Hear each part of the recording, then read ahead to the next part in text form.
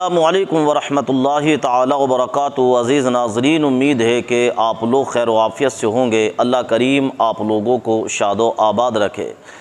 साथियों, वो कहते हैं कि वक्त अगर इंसान का अच्छा है तो गैर भी अपने होते हैं, और जब वक्त इंसान का अच्छा नहीं है तो अपने भी गैर हो जाया करते हैं।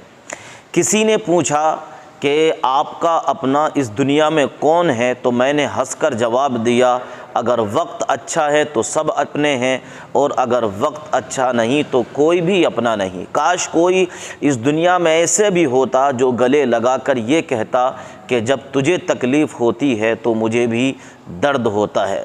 साथियों, आजकल दुनिया के मिजाज और दुनिया की तलखियाँ इस हद तक पहुँची हैं कि लोगों में प्यार, मोहब्बत और उल्फत ये उठती चली जा रही है। अगर कोई इंसान किसी इंसान के पास आता जाता है तो वो किसी मतलब से या किसी गर्ज से आ रहा है, वरना तो हालात ये हैं कि अगर कोई गरीब है या अगर किसी के पास पैसा नहीं है तो इस दौर हाजिर में कोई किसी को पूछने के लिए तैयार नहीं है।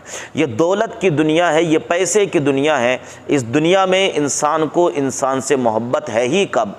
अगर इंसान का वक्त अच्छा है तो गैर भी अपने हैं, और अगर इंसान का वक्त अच्छा नहीं है, टाइम अच्छा नहीं है, तो दोस्तों अपने भी गैर हो जाया करते हैं। आप कमेंट्स में ज़रूर बताइए कि आपके साथ भी ऐसा हुआ होगा कि अगर आपका वक्त तंग चल रहा है, आप किसी परेशानी में, किसी दिक्कत में मुब्तला हैं, तो आपके अपने भी साथ छोड़ते हुए नज़र आते हैं, जो आपको ये कहेंगे कि हम हर वक्त आपके साथ हैं, आपके लिए जान दे देंगे, आपके लिए सब कुछ कुर्बान कर देंगे। जब आप पर कोई दिक्कत या कोई परेशानी आई होगी तो आपने आजमाया होगा कि आपके अपने भी आपका साथ छोड़ते हुए नज़र आए होंगे। ये दुनिया का मिजाज है, दुनिया को पैसे से मोहब्बत है। आजकल रिश्तों को भी पैसे से तोला जा रहा है, आजकल रिश्तों को भी पैसे के ज़रिए तोला जा रहा है। जिसके पास दौलत ज़्यादा है इंसान उसको कामयाब इंसान समझ रहा है, और जिसके पास दौलत नहीं है इंसान उसे बिल्कुल बेकार और निकम्मा और उसे कहीं का नहीं समझ रहा है। जबकि नादानों को ये समझना चाहिए कि अगर अल्लाह ताला ने किसी के मुक़द्दर में कुशादगी, अगर दौलत लिखी है तो उसमें अल्लाह की हिकमतें हैं। अगर अल्लाह ताला ने किसी के मुक़द्दर में दौलत फरावानी नहीं लिखी है, अगर गरीबी लिखी है, तो इसमें भी अल्लाह की हिकमतें हैं। मगर हम और आप क्या समझते हैं कि जिसके पास दौलत है वही कामयाब है, जिसके पास दौलत नहीं है वो कामयाब नहीं है। हालांकि क़यामत में ऐसे लोग जो कि गरीब हैं, उन लोगों के दर्जे अमीरों से अफजल और उनसे ज़्यादा होंगे। अल्लाह के नबी सल्लल्लाहु अलैहि वसल्लम ने हदीस पाक के अंदर फरमाया है कि गरीब लोग अमीरों से 50,000 साल पहले जन्नत के अंदर दाखिल हो जाएंगे। तो जो मेरे भाई गरीब हैं या तंग दस्त हैं वो मायूस ना हो, वो परेशान ना हो अमीरों को देखकर, किसी की गाड़ी बंगला देखकर परेशान ना हो, बल्कि वो अपने जहन के अंदर ये बात रखें कि हमारे लिए भी अल्लाह तबारक व तआला ने कोई ना कोई अपना जो है ऐसा ख़जाना हमारे लिए तैयार कर रखा है जो इन अमीरों से भी ज़्यादा बेहतर है। तो दोस्तों, कभी भी अल्लाह की रहमत से मायूस नहीं होना चाहिए, और किसी की दौलत, किसी का पैसा देखकर हमें जो है उस पर रश्क नहीं करना चाहिए, बल्कि सोचना चाहिए कि अल्लाह ताला की इसमें कोई ना कोई हिकमत ज़रूर है। जो मेरे परवरदिगार आलम ने मुझ पर जो है गरीबी, अल्लाह ताला ने मेरे ऊपर गरीबी रखी है, और मैं उस गरीबी को सब्र और शुक्र के साथ गुजार रहा हूँ। अल्लाह ताला मुझे इसका सिला ज़रूर अता फरमाएगा। दोस्तों, कमेंट्स बॉक्स में ज़रूर बताइए हमारी ये चंद बातें आप लोगों को कैसी लगी। आइए एक छोटी सी आप लोगों को वीडियो दिखाते हैं, इस वीडियो को जरूर देखिए। आइए सुनते हैं। जिसमें मीडिया साथ देती है, मुझे एक नेता का नाम बता दीजिए। किसी नेता की मजाल नहीं है। मैं इमरान प्रतापगढ़ी हूँ, मेरी बात सुनिए, मैं इमरान प्रतापगढ़ी हूँ, मैं अफ्तार करूंगा, मैं नमाज पढ़ने जाऊंगा, मैं उम्रा करने जाऊंगा, मैं हज करने जाऊंगा। कांग्रेस पार्टी का कोई नेता मेरा विरोध नहीं करेगा। कोई केदारनाथ जाए, कोई वैष्णो देवी के पास जाए, कोई गंगा में स्नान करने जाए, किसने आज तक, कौन विरोध करता है? कैसी बात यही तो सबसे बड़ा झूठ है जो परोसा जाता है। डीके शिव कुमार जी का किसने विरोध किया? बड़े गर्व के साथ उन्होंने स्नान किया, उनकी तस्वीरें देश के सामने आई। दिग्विजय सिंह, जिस पर भारतीय जनता पार्टी क्या क्या आरोप नहीं लगाती, वो गए, उन्होंने स्नान किया। मुझे बताइए, नीतीश कुमार जी गए थे? नहीं गए थे। भाजपा ने उनसे सवाल पूछा कि आप मेरे सहयोगी हो, आप हमारे साथ सत्ता में हो, आप क्यों नहीं कुंभ नहाने के लिए? चंद्रबाबू नायडू जी गए थे? लेकिन चंद्रबाबू नायडू और नीतीश कुमार में फर्क ये है कि उनके पार्टी के अध्यक्ष ने ये नहीं कहा कि कुंभ में नहाने से गरीबी नहीं मिटेगी। फर्क सिर्फ इतना। दरअसल उन दोनों के पार्टी के अध्यक्ष दलित नहीं हैं। मल्लिकार्जुन खड़गे जी अगर कोई बात कह रहे हैं तो वो उनकी एक सदियों की, इस देश के दलितों की सदियों की एक पीड़ा है। उस पीड़ा को आप राजनीति से नहीं जोड़ सकती, उसको आपको सामाजिक तरीके से टैकल करना पड़ेगा।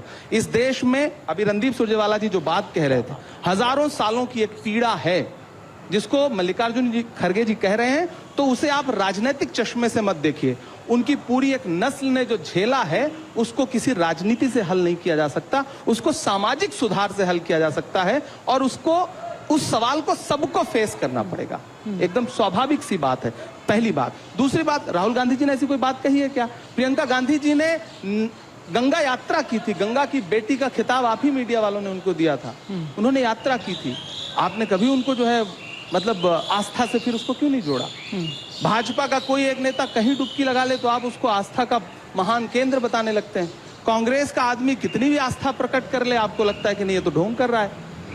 राहुल गांधी जी मंदिर में जाकर के, महाकाल के दर्शन करने जाकर के, शिव से बड़ा भक्त, शिव का सबसे बड़ा भक्त, महाकाल के सबसे बड़े भक्त राहुल गांधी जी हैं। वो हमेशा शिव भगवान की बात करते हैं, तब तो आप उनको हिंदू हृदय सम्राट नहीं बताते हैं। ये जो मतलब यही मैं कहता हूं ना, ये दोहरा व्यक्तित्व है मीडिया का, जो हमेशा कांग्रेस के साथ खेलती है मीडिया।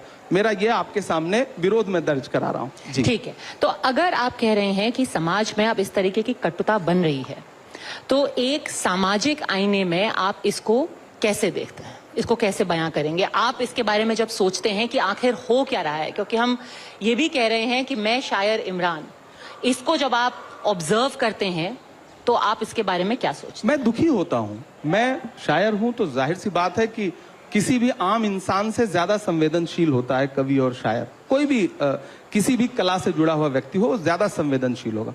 मैं दुखी होता हूं इस तरह के आरोप देख करके, इस तरह की बातें सुन के कि जब सत्ता के शीर्ष पर बैठे हुए लोग जिस तरह की भाषा का इस्तेमाल कर रहे हैं चंद राजनीतिक फायदे के लिए, थोड़े से वोट बढ़ जाएंगे, जिस तरह की भाषा का इस्तेमाल कर रहे हैं वो शर्मनाक है और वो आने वाली पीढ़ी को बहुत नुकसान देगी। इस बात, सत्ता पे जब आप बैठते हैं तो आप किसी धर्म के नहीं रह जाते हैं। जब मैं देश के संविधान की शपथ लेता हूं देश की संसद में खड़ा होकर के, तो मैं भले ही मुसलमान हूं, लेकिन जब मैं राजतंत्र मेरे हाथ में आएगा तो उस वक्त मेरा दायित्व होगा कि क्या हिंदू, क्या मुसलमान, क्या सिख, क्या ईसाई, क्या दलित, क्या बौद्ध, क्या पारसी, क्या किसी भी धर्म का हो, किसी भी समाज का हो, मेरे लिए समान है वो। मैं उसके लिए, मैं अपनी व्यक्तिगत आस्था में किसी चीज को चुन सकता हूं, लेकिन देश का कोई धर्म नहीं है। देश का सिर्फ एक धर्म है, डॉक्टर बाबा साहब अम्बेडकर की लिखी हुई किताब देश संविधान से चलेगा, जिसकी बात राहुल गांधी जी करते हैं। तो इसे धर्म के चश्मे से ना देखिए, बिल्कुल मत देखिए। मैं पूरे देश से ये कहना चाहता हूं। आज जब रमजान के महीने में और होली के आसपास जब बात हुई थी गुजिया और सेवइयों की, क्यों लगता है आपको ऐसा माहौल क्यों बना है? बनाया गया और इसको बनाया गया है, बदला कैसे जा सकता? बनाया गया है। विक्रांत भाई हैं, आपके संवाददाता हैं, वो मेरे यहाँ सेवई खाते हैं, मुझे बुलाते नहीं, वरना मैं इनके यहाँ गुजिया भी खाने जाऊंगा।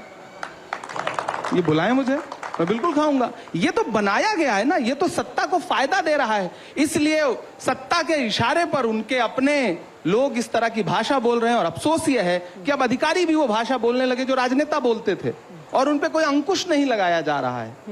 इस देश के संविधान को हर दिन कमजोर किया जा रहा है। नई पीढ़ी को इस तरह के बयान सुन के हो सकता है कि कहीं थोड़ा सा रोमांच आता हो, लेकिन वर्दी का कोई धर्म नहीं होता है। वर्दी का सिर्फ एक धर्म है, देश में एकता, अखंडता, उसकी एकजुटता, संविधान के प्रति संकल्प, सिर्फ एक धर्म है वर्दी का। अगर कोई अधिकारी उसका पालन नहीं कर रहा है तो उसके खिलाफ सरकार क्या कार्रवाई कर रही है, सरकार बताए। मुझे लगता है यह सवाल इमरान से नहीं पूछा जाना चाहिए, यह सवाल भारतीय जनता पार्टी के सत्ता में बैठे हुए नेताओं से पूछा जाना चाहिए, यह सवाल जगत प्रकाश नड्डा जी से पूछा जाना चाहिए। अगर अभी वो सीओ संभल के अनुज चौधरी आपको सुन रहे हैं, आप क्या बोलेंगे उनको? नहीं, मैं उनको कुछ नहीं बोलूंगा, मैं तो नड्डा जी से कहूंगा, मोदी जी से कहूंगा। क्या कहें? मुझे पता है वो तो छोटे से मोहरे हैं, कोई भी अधिकारी छोटा सा मोहरा है। वो एक दिन लखनऊ से फोन चला जाए, उसके बाद वो आपको लगता है कुछ बोलेगा? वो नहीं बोलेगा। लखनऊ से फोन नहीं जा रहा है, बल्कि संबल दिया जा रहा है, ताकत दी जा रही है। और फिर मुझे लगता है कि जिस दिन दिल्ली से फोन चला जाए लखनऊ, तो फिर लखनऊ फोन कर देगा उसको। ये कब होगा? मैं इसी बात को तो देश की संसद में हर बार उठाता हूं कि ये जो भाषा बोली जा रही है देश में, ये बुलवाई जा रही है। ऐसे ही नहीं, इससे पहले भी तो ईद आती थी, इससे पहले भी तो होली आती थी, इससे पहले भी तो अलविदा होता था, जुमे की नमाज होती थी। इससे पहले कोई अधिकारी इस तरह की भाषा क्यों नहीं बोलता था? और अगर आज बोल रहा है तो उसका जिम्मेदार कौन है? जिम्मेदारी क्या दोनों तरफ की नहीं होती है? क्योंकि कहते हैं कि ताली एक हाथ से नहीं बजती। अगर आप कह रहे हैं कि माहौल खराब हो रहा है, माहौल तो तब भी खराब होता है अगर कोई औरंगजेब का